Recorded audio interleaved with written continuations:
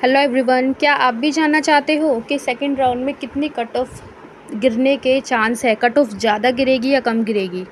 Second round में कितने chance हैं आपके कि आपको नॉर्थ कैंपस मिलेगा या नहीं मिलेगा? तो इस वीडियो को पूरा देखना है शुरू से लेकर लास्ट तक। इस वीडियो में कंप्लीट एनालिसिस है।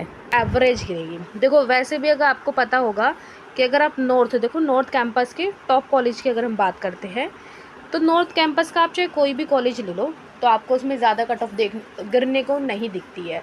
ठीक है, आप समझ सकते हैं कि जो है 4 से 10 नंबर के कट ऑफ गिर सकती है नॉर्थ कैंपस में। ठीक है, इससे ज़्यादा अगर आप सोच रहे हो 15 नंबर की गिर सकते हैं, भाई नहीं गिरेगी।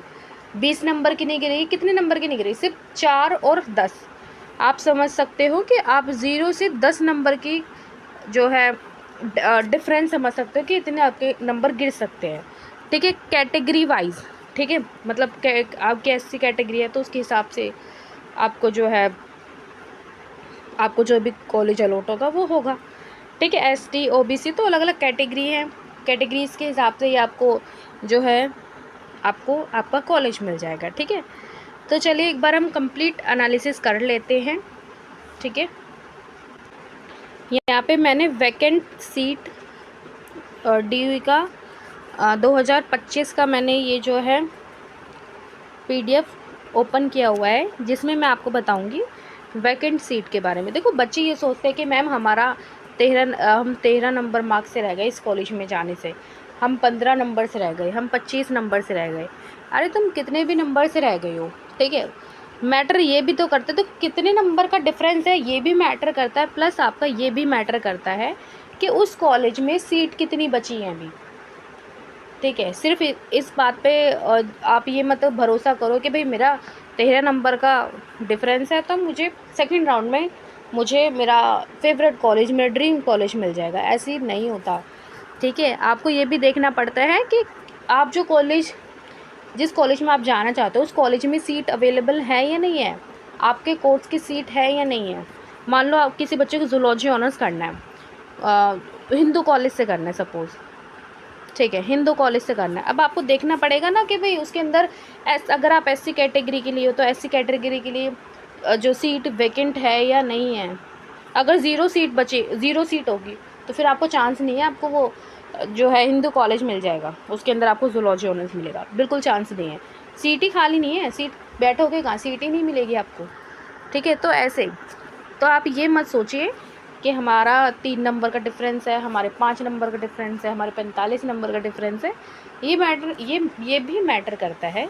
अगर आपकी कैटेगरी होगी तो कैटेगरी आपको भाई रिलैक्सेशन, आपको जो है बिल्कुल फ़ायदा मिलेगा आपके कैटेगरी का। ठीक है, लेकिन आप पूरा इस पर डिपेंड मत रहो कि भाई जो है हमारा इतने मार्क्स का डिफरेंस है तो हमें ये कॉलेज मिल जाएगा। अब आपको ये भी देखना पड़ेगा कि जो हम कॉलेज चाहते हैं उस कॉलेज के अंदर कितनी वैकेंट सीट बची हुई हैं, तो ये सब आपको सोचना पड़ता है।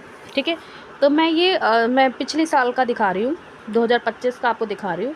थोड़ा इससे मैं आपको एग्जांपल देकर समझाती हूँ, तब आपको अच्छे से और समझ में आ जाएगा। ठीक है, तो मैं टॉप कॉलेज का देख लेती हूँ। एग्जाम्पल के लिए सपोज़ मुझे जूलॉजी ऑनर्स करना है। ठीक है, मुझे क्या करना है, जूलॉजी ऑनर्स करना है। मेरा जो ड्रीम कॉलेज है वो मेरा मिरांडा हाउस है। ठीक है, अब देखो, हमारा वैसे भी मैं आपको सेकंड राउंड का दिखा रही हूँ। ठीक है, सेकंड राउंड में आपकी सीट बचती है। ठीक है, थर्ड राउंड में जाकर कम हो जाती है। ठीक है, तो मुझे जूलॉजी ऑनर्स करना है, मिरांडा हाउस से करना है। अब मुझे देखना पड़ेगा, जैसे कि मेरी जो कैटेगरी है वो एससी कैटेगरी से हूँ मैं।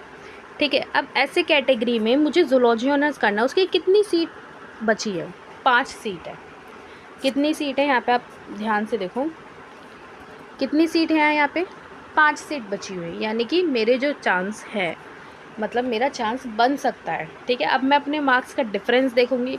सपोज़ मेरे मार्क्स का जो डिफरेंस है वो 10 मार्क्स का डिफरेंस है, तो मैं एक्सपेक्ट कर सकती हूँ कि मुझे सेकेंड राउंड में अपना ड्रीम कॉलेज मिल जाए, मिरांडा हाउस मिल जाए। ठीक है, तो आपको ऐसे समझ कर करना है।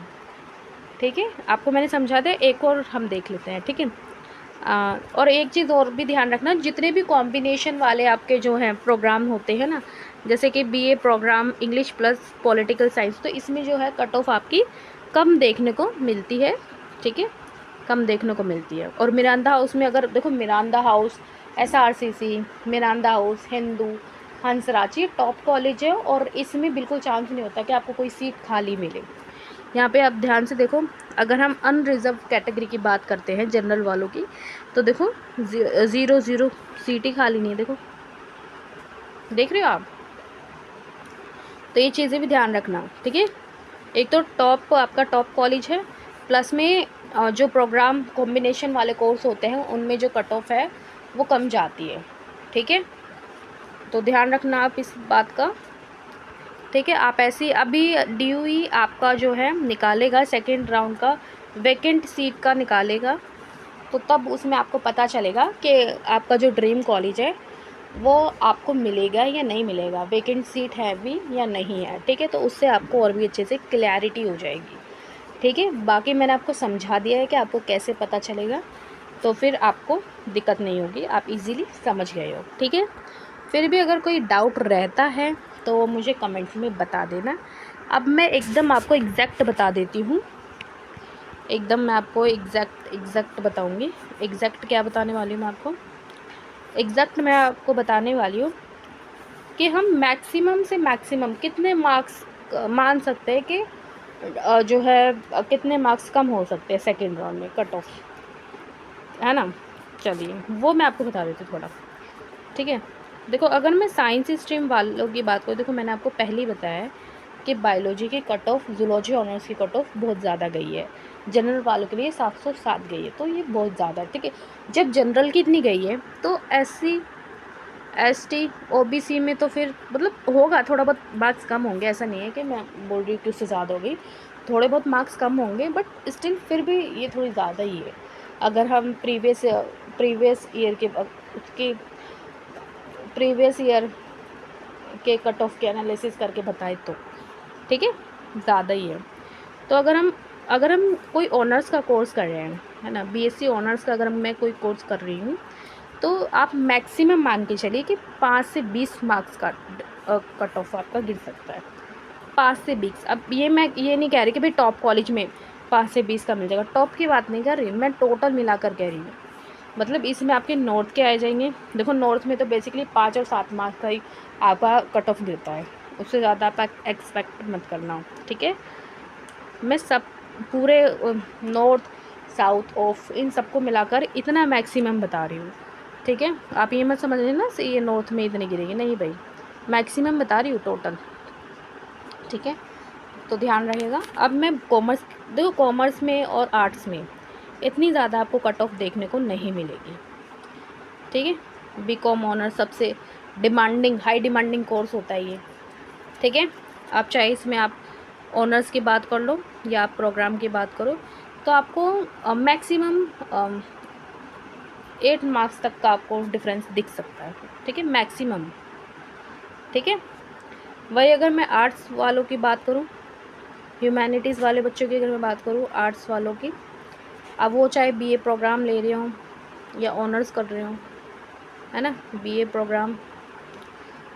प्रोग्राम या फिर आप ऑनर्स कर रहे हो, तो उसमें भी आपको ज़्यादा देखने को मिलेगी। मैक्सिमम बता देती हूँ 2 से 15 मार्क्स तक का बस, मतलब मिलाकर साउथ नॉर्थ ऑफ, ठीक है, इतना ही। नॉर्थ कैंपस में 2-7 तक आपको देखने को मिल सकते हैं, उससे ज़्यादा आपको देखने को नहीं मिलेगी, ठीक है। तो मैंने आपको जो आज बताया है, मैंने सेकंड राउंड के लिए आपको कट ऑफ का थोड़ा आइडिया दे दिया है कि कट ऑफ कितनी गिरने वाली है, और आपकी जब वैकेंट सीट की लिस्ट आएगी तो तब आपको इन्फॉर्म किया जाएगा, ठीक है, तब आपको और भी अच्छे से क्लैरिटी हो जाएगी। फिर भी अगर आपके मन में कोई डाउट होता है तो आप ज़रूर कमेंट करके मुझसे पूछ सकते हैं, ठीक है।